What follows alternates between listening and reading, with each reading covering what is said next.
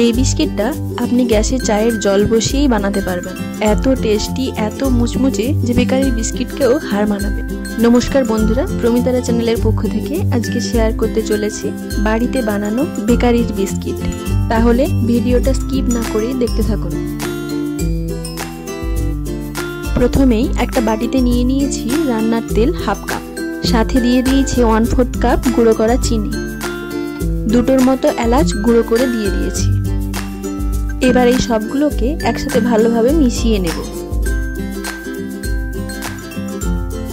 দিয়ে দিচ্ছি 1 টেবিল চামচ সুজি, 1 কাপ ময়দা দিয়েছি, তবে ময়দাটা আস্তে আস্তে তেলের সাথে মেশাতে হবে। মনে রাখবেন এর মধ্যে একটা ফোঁটাও জল দেওয়া যাবে না।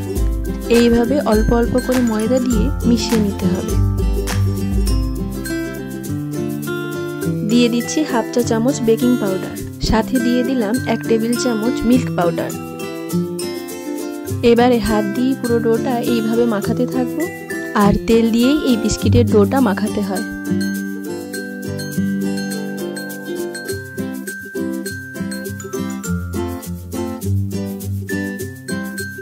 মাখানো হয়ে গেছে, এটাকে রেস্টে দিতে হবে না।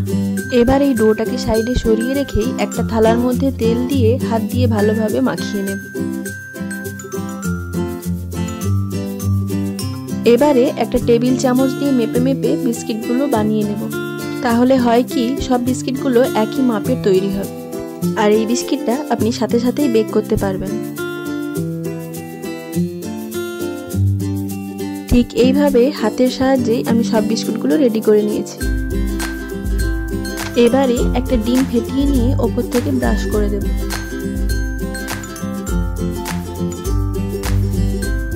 সবগুলো বিস্কিটের ওপর ডিম ব্রাশ করা হয়ে গেলে ওপর থেকে বাদাম কুচি আর সাদা তিল ছড়িয়ে দেব।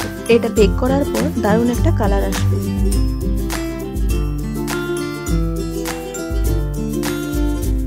এবার গ্যাসের ফ্লেমটাকে হাই রেখে কড়াইটাকে ভালো করে প্রিহিট করে নেব।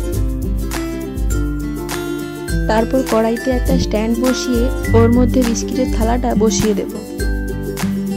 এবার ভালোভাবে ঢাকনা দিয়ে ওর মধ্যে যে ফুটোটা আছে ওটা কাগজ দিয়ে বন্ধ করে দেব। এবার মিডিয়াম ফ্লেমে আমাদের বিস্কিটটাকে বেক করে নিতে হবে। 5 মিনিট বাদেই দেখুন আমার বিস্কিটের কিন্তু অনেকটা কালার চলে এসেছে। এইভাবেই আরো 15 মিনিট বেক করে ঠান্ডা করে নিলেই আমাদের বিস্কিট একদম রেডি।